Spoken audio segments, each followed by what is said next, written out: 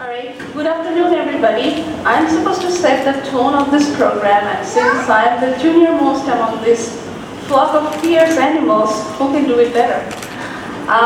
Literary pages are strewn with swans and geese, the beautiful and mysterious feathered creatures that have haunted literature and human imagination for eons.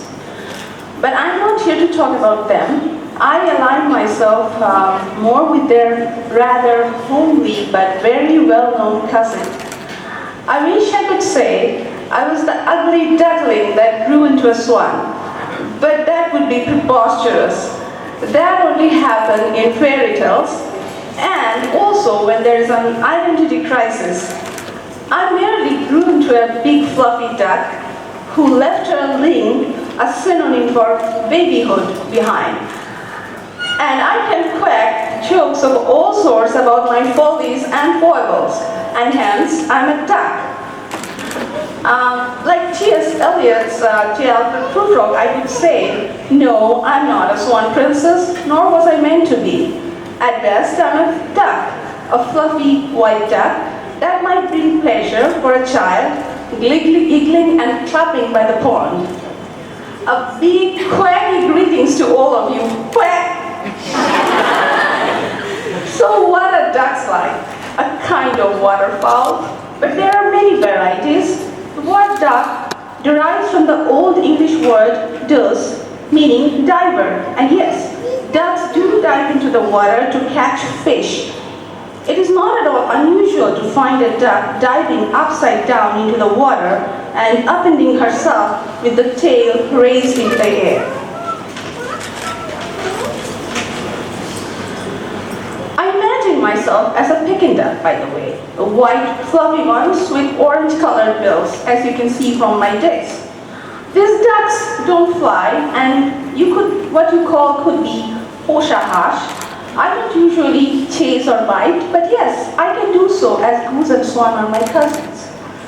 All types of ducks are part of the family Anatidae, which also includes swans and geese. But ducks are more common and found in all the continents except for Antarctica. The feathers of a duck are highly waterproof, which means a duck can glide through the muck of marshes or the mulch of life, but she stays dry and unaffected by all the dirt.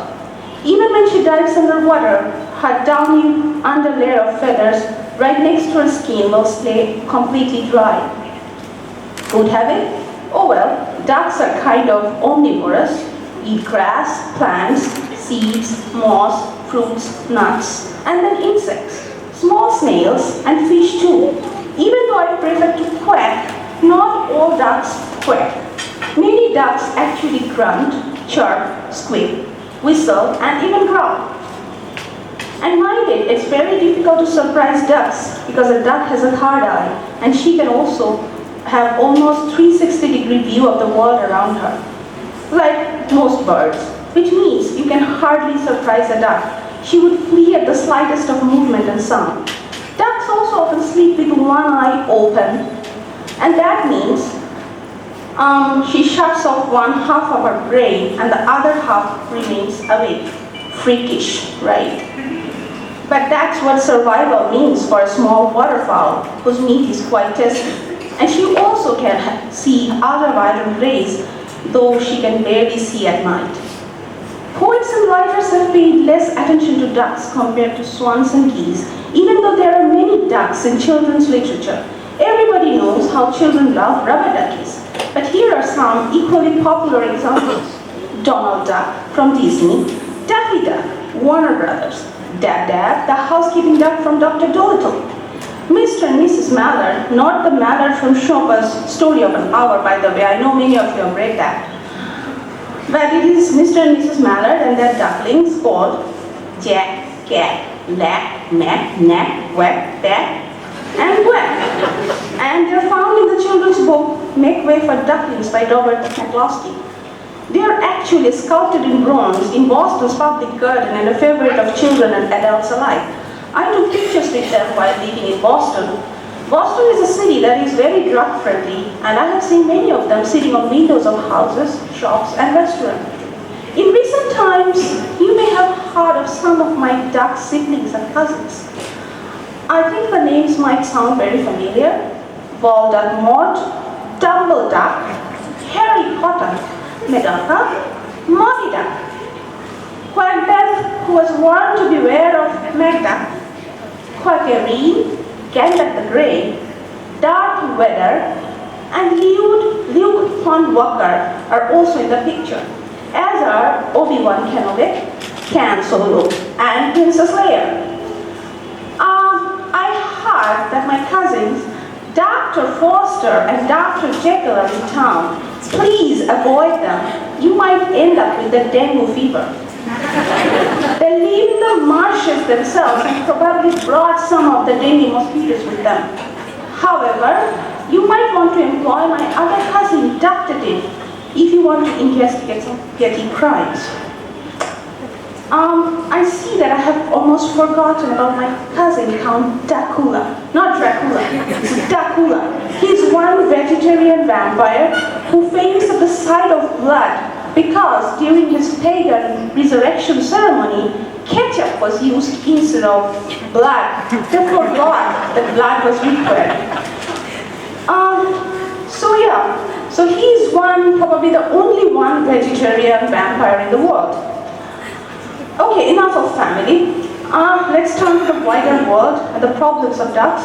It's unfortunate though that hunters have taken too much liking to ducks. And in Bangladesh, people don't really care about ducks, much apart from eating them. So much so that live ducks are often seen being sold on streets, and in total disgrace too. They're hung upside down. Bangladeshis are known as hospitable folks, but what kind of hospitable folks catch their visiting guests and cook them in the kitchen? I am not really sure. Ducks suddenly are considered a delicacy in cuisines of all sorts. And there is one particular kind that I think should be banned. It's called foie gras, a specially fattened and rich liver or patty made from liver, sometimes taken from a goose, but usually from a duck.